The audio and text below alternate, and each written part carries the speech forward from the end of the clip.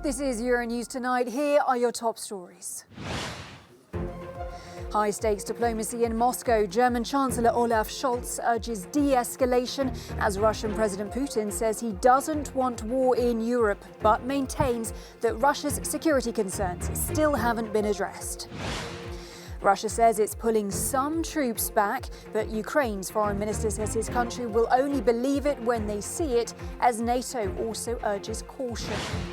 Kremlin critic Alexei Navalny appears in a Russian prison court, facing an additional 10 years behind bars. Plus, Russian skater Kamila Valieva is back on the ice at the Beijing Winter Olympics despite her failed drugs test, and she leads after her short programme performance. I'm Helena Humphrey. Good to have you with us. Russian President Vladimir Putin says he does not want a war following the latest round of diplomatic talks to prevent a conflict in Ukraine. German Chancellor Olaf Scholz was in Moscow to meet with the Russian president. The leaders discussed Russia's troop build-up along the border of Ukraine and the controversial Nord Stream 2 pipeline. Scholz said there were positive signs of a de-escalation of tensions following news of the Kremlin pulling back its troops from Belarus. The diplomatic options are far from exhausted. The task now must be to work resolutely and courageously towards a peaceful resolution of this crisis. The news that some Russian troops are being withdrawn is in any case a good sign. We hope that more will follow. Now, Russian President Vladimir Putin said that he was open for negotiations to ease tensions, but once again called on NATO to consider Moscow's security concerns. We are ready to work further together. We are ready to go down the negotiations track. But all the questions should be, but all the issues, as stated earlier, should be considered as a whole. Well, let's head straight to Moscow, where our correspondent Galina Polonskaya is tracking the latest developments for us. Galina, both Scholz and Putin repeating positions that we've heard before at that press conference. So was there any significant breakthrough at these talks? Good evening. Well, there was no breakthrough, but no one actually expected it to happen. We've heard some very important messages that the dialogue continues and that Russia wants to stay on the track of the negotiations with the West. That's what Vladimir Putin told today during this press conference. And we've heard that Olaf Scholz found some troops being pulled out back to their bases as a positive sign, and he wants this to be continued. He also said that it is clear for Europeans that the lasting security cannot be achieved against Russia, but only with Russia, and both confirmed that the Minsk agreements was the only solution to solve the crisis in the east of Ukraine. Mr. Scholz said something interesting. He said that actually President Zelensky promised him to think about the draft law proposals on the special status of Donbass and the elections there, which are parts of the Minsk agreements and are so crucial for Russia, and we know that. Meanwhile, Russia keeps on saying that all of the announcements of its possible invasion in Ukraine are false. Vladimir Putin's spokesman said, called it an unprecedented campaign to escalate tensions in Europe. And this morning I've asked Mr. Peskov what Vladimir Putin thought of those predictions of Russian possible invasion. Let's listen to what he told me. Sometimes he even jokes and asks to know if the exact time when the war will start is published anywhere. Because it is really almost sometimes impossible to understand the manic informational madness that occurs.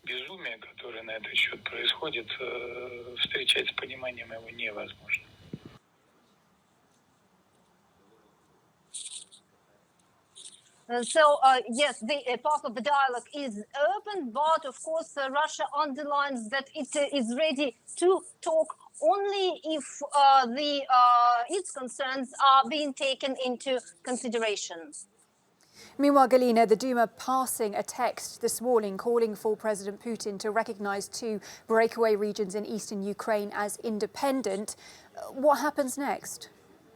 Well, the next will depend on the decision of Vladimir Putin. This proposal is addressed directly to him, and it was voted in Duma, and there was applause when the vote was finished. And Olaf Scholz today during the press conference said that if it happens, it will be a catastrophe, the end of the Minsk agreements. Vladimir Putin also said that no one is thinking of ending and finishing the hopes that the Minsk agreements would finally work out. But he also said that what is happening in the east of Ukraine is a genocide. We understand that if this happens, it would indeed mean a totally different scenario. But for the moment, it is just in the pocket and it's just an option. I've asked Konstantin Kosachev, the deputy speaker of the Russian upper house of parliament, why this decision now and what does it mean? Let's listen to what he told me. Let's make a clear distinction. There is no decision on recognition. The State Duma has the right to take any position, and in taking such a position, the State Duma is guided by the position that exists in Russian society. If the State Duma has taken such a position, it means that it feels that such a decision is now expected in Russian society. But whether this decision will be made or not depends solely on the President of the Russian Federation. And before that, any speculation on this topic of the fate of the Minsk agreements is inappropriate. And my personal position as a politician, as long as there is at least the slightest chance of implementing the Minsk agreements, you need to hold on to this chance. So that's how it's presented in Russia. It's the decision of the Russian people, and it's just being proposed to Vladimir Putin, and it will depend on him. But right now, Russia says that what is important is to keep the Minsk agreement going. All right, Galina Polanskaya reporting for us from the Russian capital. Galina, good to talk to you.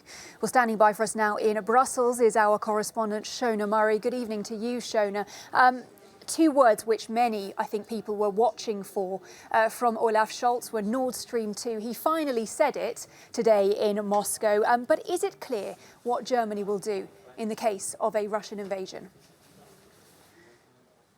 Well, not in relation to Nord Stream 2, and I think, as you mentioned there, that's certainly the key question for Olaf Scholz.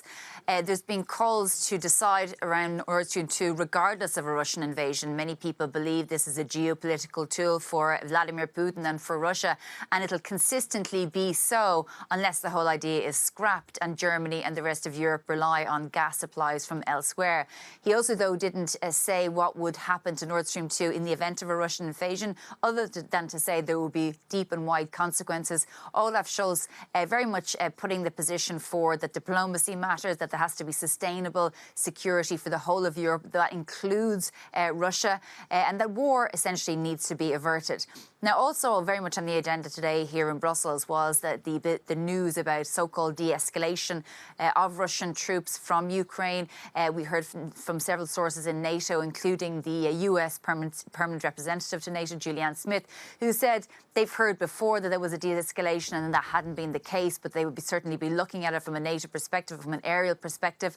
And then the other issue very much on the agenda was what you mentioned there about the fate of the Minsk agreements, given that there has been calls for Vladimir Putin to formally recognise breakaway country states or independent republics in the east of Ukraine, including in Donetsk. And I caught up with Rio Teres, who is an Estonian MEP, defence expert. And he said as long as Europe and the West refuses to engage in a military conflict or confrontation with Putin, he will consistently be trying to ebb and chip away at Ukraine's territorial integrity. As long as we are not united in our efforts, and as long as we think Ukraine is not worth putting together our efforts, and stay for our values, that long we will not be able to push Putin back. Putin understands only military power, and West is not willing to show it. Announcement of Biden saying that they don't want to use military force in Ukraine. The European countries are very reluctant and not unified even to send defensive weapons to Ukraine, and that brings us to the situation where the current status of things, which is occupied territories of Ukraine, which is occupied Crimea, will be fait accompli. and we are very happy about it today that it did not escalate more. So it is a very unfortunate situation, but I don't think Putin is satisfied with even that outcome. He will, if not this time, then in some years' time, will try to get their influence over Kiev government, because the Kiev government is still very much oriented in the European values, European market economy.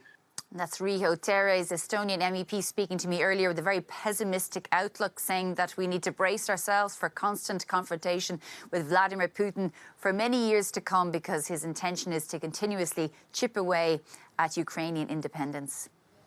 All right, Shona Murray, thanks for bringing us that perspective. I want to bring in Mark Galliotti now, who is a professor at University College London School of Slavonic and East European Studies. Welcome to the programme, Mark. We have had the development today of Russia announcing some, and I stress some, troop drawback. The Kremlin said that this was the plan anyway, all along, after wrapping up some military exercises. So do you think that this should be characterised as a de-escalation? In and of itself, no. I mean, what this is symbolic. And obviously symbolism matters in politics. But we've actually just simply seen a slight reshuffling of forces. It seems to be largely within Crimea. And therefore, we can't say that the threat is gone. But you put this together with the Scholz visit, you put this together with the fact that yesterday there was a very sort of highly, carefully choreographed meeting of Putin and his foreign minister Lavrov, in which Putin asks, is it worth continuing the negotiations? And Lavrov says, yes, I think there is still mileage. And Putin says, fair enough, then go for it. So they're very much trying to signal at the moment that they think there is some kind of deal potentially in reach. They're absolutely not taking military force off the table, but I think they're clearly showing that it's plan B, not plan A. Mark, to borrow your characterisation there about the choreography in terms of diplomatic optics, and then also what we're seeing happening around contact points as well. And whilst all this choreography goes on, at the same time, what we're seeing in the Duma is the lower house voting on that text to recommend President Putin to recognise these breakaway regions in eastern Ukraine as independent. And my question to you is, will he, when, and what could that mean? Because NATO's already said today that if he does go ahead and do that, that would be a violation of international law. Well, look, I think this is classic Putin in that he likes to give himself multiple options. He's not the sort of person who railroads himself into one standard plan, but instead looks to give himself different ways in which he can advance. This does hit that. I mean, what this means is the parliament, that frankly has very little power on such matters, simply proposes and recommends this. Now, he can either say, well, yes, I will do this because it is clearly the will of the Russian people, or conversely, he can actually present himself as in some ways the good cop and say, well, look, my parliament is demanding this, but I will not go ahead. So I think nothing has been decided. If it happens, though, in many ways, it will be an admission of failure, a retreat, in that it will absolutely torpedo Russia's chances of trying to influence Kiev's trajectory in the long term through reintegrating these pseudo-states on its terms. And the irony is that although NATO is huffing and puffing about how it'll be a violation of international law, which of course it would be, but at the same time, I suspect that they and Kiev would actually be very, very relieved by this, because in some ways it takes the whole Minsk issue off the table and just simply allows them to characterize the Russians as the bad guys, even though nothing really will have changed on the ground. So, I mean, it's an interesting and complex situation, but I think that from the Russians' point of view, it will be a fallback position rather than anything that they're especially eager to do. All right, Mark Galliotti, Professor at University College London in the School of Slavonic and East European Studies. Thank you so much for your insights. Welcome back. Good to have you along. Now, Russia's jailed opposition leader Alexei Navalny has appeared in court to face fresh fraud charges. The latest trial has been labelled a sham by many human rights groups, and Matthew in the Cube has been tracking the story. Matthew. Well, Helena, Alexei Navalny is already serving 2.5 years in prison, but that sentence could be increased significantly. On Tuesday, the Kremlin critic appeared in court in prison uniform, where he is facing fresh allegations of fraud. Navalny is accused of embezzling around €4 million in donations from various NGOs. And if convicted, he could face a further 10 or even 15 years behind bars. Once again, his supporters and human rights groups have labelled this a sham trial and a political case. But the fact that it was also held inside a Moscow prison courtroom has generated criticism. Navalny himself said that he was being presented as a prisoner before he had been found guilty. Independent media say they were restricted from accessing court proceedings. And in an emotional post on Instagram, Navalny's wife, Yulia, said that this trial could interfere with a long-awaited family visit to see him in detention. On top of this, Amnesty International have released a statement saying that with this trial, they believe that Russia is trying to keep Navalny in prison for as long as possible.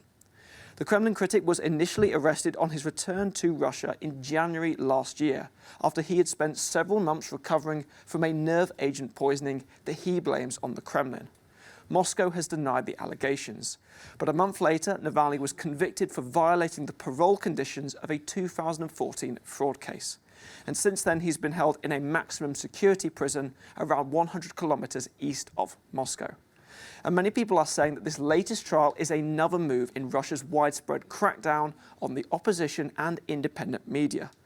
Last year, Navalny's Anti-Corruption Foundation was labelled an extremist organisation. And of course, Helena, it was just last month that the same label was given to Navalny himself. And it's possible in the future that he could face further charges and further trials on top of this latest one, given exactly what Russia is doing to its opposition.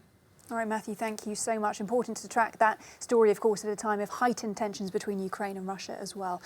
Now, Russian figure skater Kamila Valieva has claimed that she tested positive for a banned substance because of a contamination with her grandfather's medicine. Now, this is according to a spokesman for the International Olympic Committee, who told reporters that Valieva insisted it was a mistake. The 15-year-old was cleared to continue competing at this year's Winter Olympics in Beijing after a court-cited exceptional circumstances sparking frustration and anger among some athletes. Valieva made a visibly emotional return to the ice on Tuesday, securing a first-place finish going into Thursday's free skate event, while the World Anti-Doping Agency is continuing investigations into her entourage. And for more on this, we're joined by sports editor now, Andy Rubini. Andy, good to see you. Valieva back on the ice this afternoon in the individual competition. How did she handle the occasion? Well, apart from a tiny slip at the beginning of her routine, the rest of her routine was flawless, so much so that she topped the overall standings going into Thursday's events, which will ultimately decide the medals. It was odd seeing an athlete who had tested positive for a banned substance being able to compete in this Olympic event, but ultimately this Valieva situation is complex due to her age. She's 15, as you said. The Court of Arbitration decided to protect her, saying that they couldn't ban her because that would probably cause irreparable harm to such a young athlete. Now, the substance she took is called trimetazidine, which is usually used to treat heart problems. It can also increase an athlete's endurance. Now, at the age of 15, how do you know what substance to take, where to get it? And she did say that it was maybe her granddad's medicine, but also maybe a third party is involved. And this is what WADA is looking into right now. They're looking into the entourage, the physios, the doctors, the coaches. So we'll have to wait and see. The B samples are also coming through, but I doubt we'll get results before the end of the competition. Yeah, Andy, as you say, a very complex case there. Moving on to the tennis, we have finally heard from Novak Djokovic after he missed the Australian Open after he was deported. What did he have to say? Well, the world number one's finally spoken, saying that he would rather miss on future tennis trophies than be forced to get this COVID vaccine. Now, he was asked about the big ones, the French Open, Wimbledon, and saying that yes, and if that was the price to pay, then he would have to forfeit. Now, who knows where this COVID situation is heading towards, but this means Djokovic won't be able to compete in these Grand Slams, and that shows that he's willing to forego the chance of becoming statistically the greatest male tennis player of all time. Nadal, who just won the Australian Open, has won 21 Grand Slams. Federer and Djokovic are tied at 20. Finally, taking a look at the football then, because we're into the last 16 of the Champions League, and that's getting underway tonight. Paris Saint-Germain hosting Real Madrid in the first leg amid rumours of a Neymar return. It's getting pretty interesting now, isn't it? It is. Mauricio Pochettino, the PSG manager, said in his press conference that this was like a final. I mean, so many big names, so much talent on the pitch. You spoke about Neymar. There's also obviously Messi, Modric, Benzema, and Kylian Mbappe. There's a bit of a story between the two clubs. Kylian Mbappe, who nearly joined Real Madrid over the summer for such a huge sum of money. PSG declined. Mbappe is out of contract this summer, which means he could leave for free. But this also goes to show how much PSG want to win this Champions League. But it will be tough against Real Madrid, who know all about this competition. More experience from Real Madrid, but arguably on the pitch, a better PSG squad. And elsewhere, Manchester City will travel to Portugal to face Sporting. All right, wrapping it up all for us. Andy Rubini, our sports editor. Thank you so much, Andy. The discovery of a 54,000-year-old tooth in the south of France is causing researchers to question ancient humans' relationship with Neanderthals and when the first Europeans actually first arrived on the continent. Anke Ulla now reports. The discovery of a child's tooth excavated in a cave in southern France indicates that modern humans lived in Europe earlier than previously believed. Based on this finding, researchers deduced that Homo sapiens coexisted with Neanderthals for a long period of time. Until now, it was thought that modern populations, Homo sapiens, had reached the European continent around 42 to 45,000 years ago. With this discovery, the arrival of our Homo sapien ancestors has been pushed back 10 to 12 millennia, so we know now that they arrived 54,000 years ago, as opposed to 43,000 years ago in Eastern Europe. It proves here in Western Europe, in the Rhone Valley, we have very old sites. The team of archaeologists and paleontologists say the two species could have alternatively lived in the same Mandarin cave, located in the French Rhone region. They believe these discoveries could help reveal what made them disappear, and why we remain the only living species of humans. Oh, we leave you now with a no comment from Mexico City, where journalists are protesting outside the Interior Ministry against the increasing violence and rising death toll among their colleagues. Thanks for watching Euronews Tonight.